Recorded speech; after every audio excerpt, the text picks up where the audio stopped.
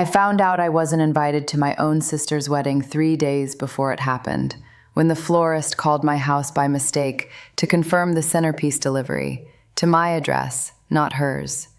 That's how I learned Melanie had used my kitchen table as her staging address, and my name as nothing at all. My name is Renata Voss.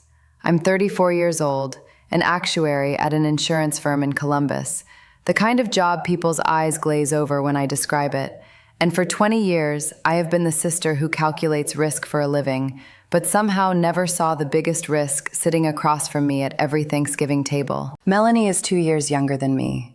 Growing up, she was the golden one, the dancer, the homecoming queen, the girl my mother introduced first of every gathering.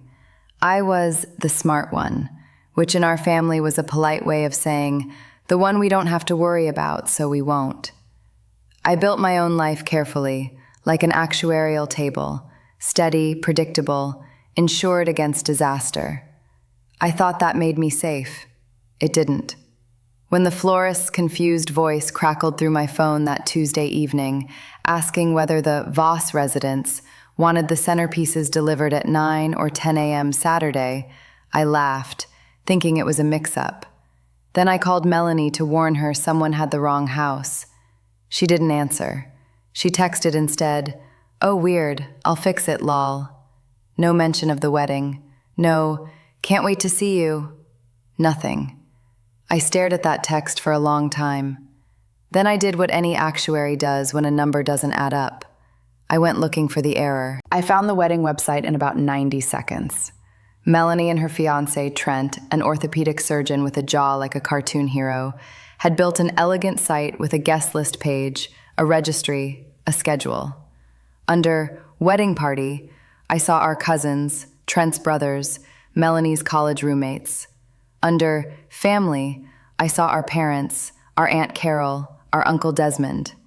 I did not see my name anywhere, not as a guest, not as family, not as anything. I told myself there had to be an explanation, a website glitch, an oversight, something. I am, by nature, a person who looks for the innocent explanation first. It's a professional habit. Insurance teaches you that most disasters start as coincidences before they become patterns. So I called my mother. "Oh, honey," she said, in that particular tone she uses when she's about to tell me something is my fault. "I'm sure it's just an oversight. You know how busy Mel's been." "Mom, I'm not on the guest list. At all. I'm positive you're invited. Just text her." I had texted her. She'd said, LOL. That night, I lay awake doing what I do best, running probabilities. Probability my sister simply forgot to add her only sibling to a wedding she'd been planning for 14 months. Low. Probability there was something else going on, rising steadily with every memory I dragged back into the light. The family group chat where wedding updates appeared, and I was quietly never tagged. The engagement party 8 months earlier that I'd found out about only because a neighbor mentioned it. The bridal shower photos on Instagram where I recognized the venue but not my own presence in a single frame. I hadn't wanted to see the pattern. Now I couldn't unsee it. 2 days before the wedding, I drove to my parents' house in Dublin, Ohio, the town I grew up in, half an hour from my own condo. I told myself I wasn't going to make a scene. I just wanted an answer. My father answered the door, looking like a man caught between two storms. "Renata," he said, glancing over his shoulder before stepping outside and pulling the door shut behind him. "Now isn't a good time." When is it ever a good time to ask why I'm the only person in this family not invited to Melanie's wedding?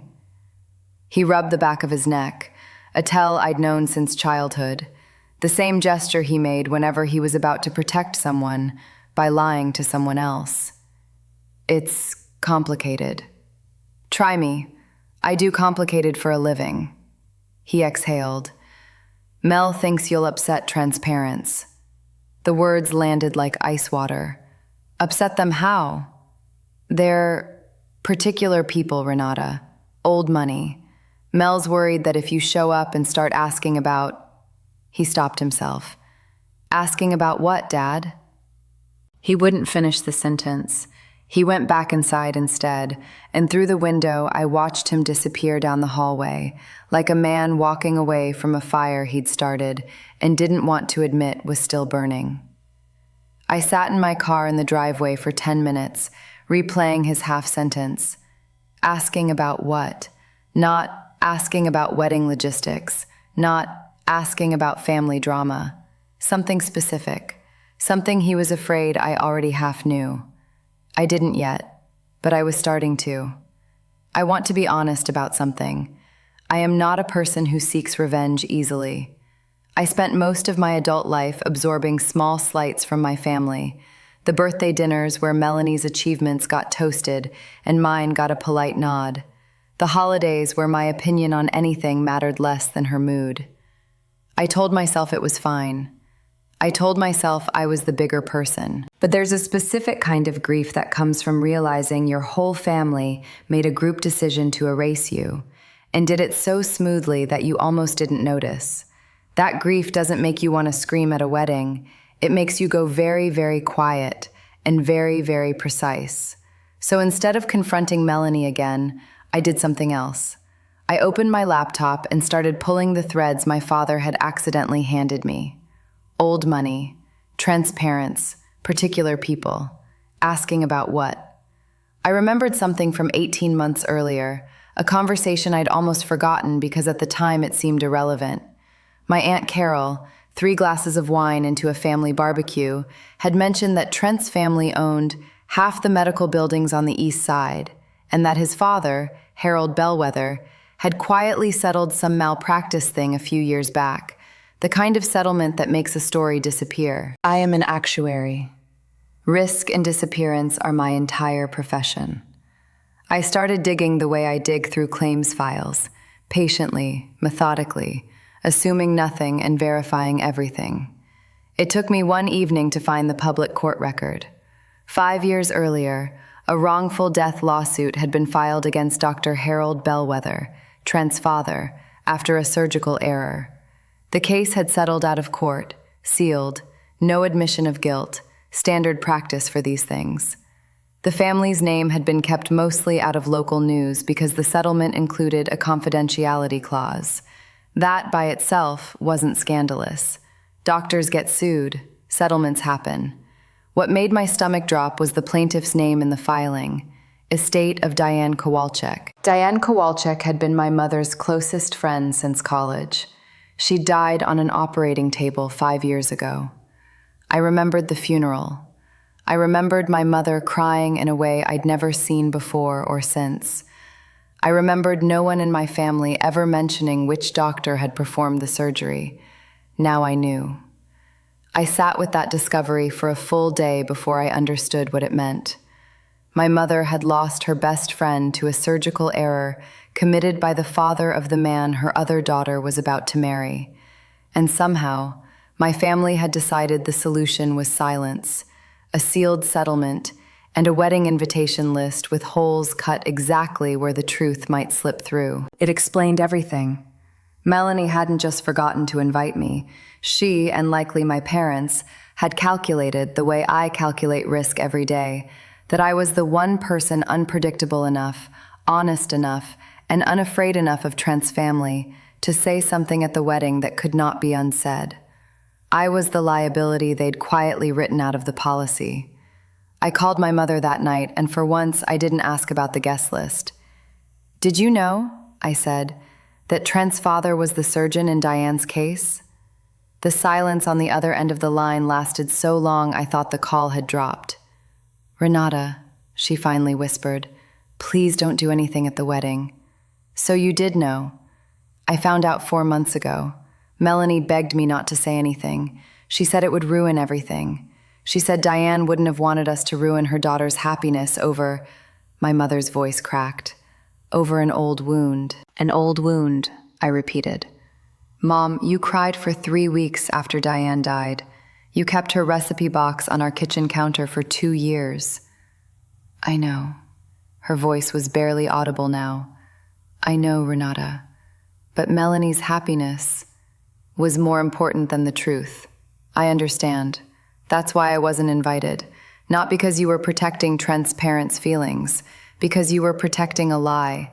And I'm the one person in this family who's never been good at pretending numbers add up when they don't. I hung up before she could answer.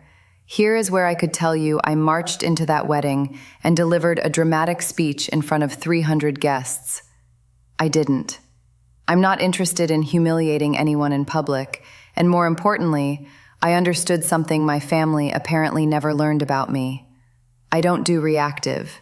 I do calculated. Instead, 2 days before the wedding, I drove to see the one person nobody had thought to warn. Diane Kowalczyk's daughter, Priya, who I'd stayed loosely in touch with over the years, mostly through holiday cards. Priya had grown into a quiet, steady woman who worked as a paralegal. She understood exactly what a sealed settlement meant and exactly what it didn't erase. I didn't ask her to do anything. I simply told her what I'd found and what I suspected, that my family had chosen a wedding over her mother's memory, and that they'd cut me out of the day specifically to prevent that memory from ever being spoken aloud. Priya was quiet for a long moment.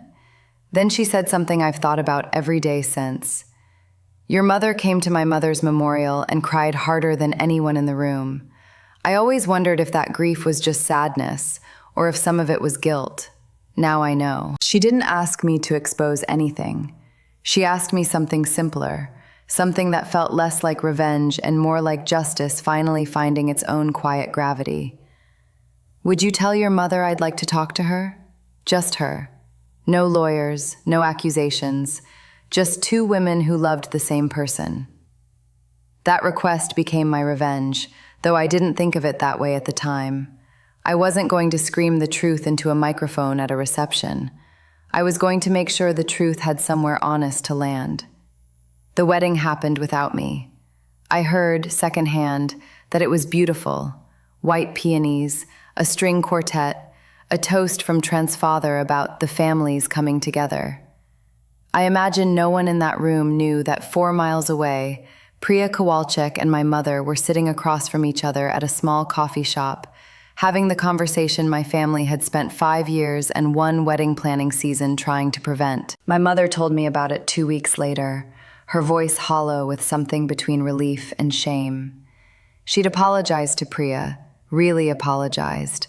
Not the kind of apology that's actually a request for forgiveness, but the kind that simply names the wrong without asking for anything in return. Priya, for her part, said she didn't need my family destroyed.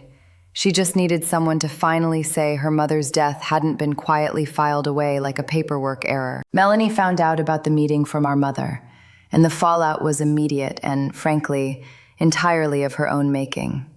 Trent's parents, it turned out, had never told Trent the full details of the settlement either.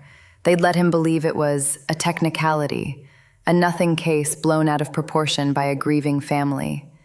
When the truth came out, not through a scandal I orchestrated, but simply through my mother and Priya no longer agreeing to stay silent, Trent had to sit with the fact that his father's mistake had cost a woman her life, and that his new wife's family had decided his wedding day mattered more than that woman's daughter knowing the truth. He didn't leave Melanie.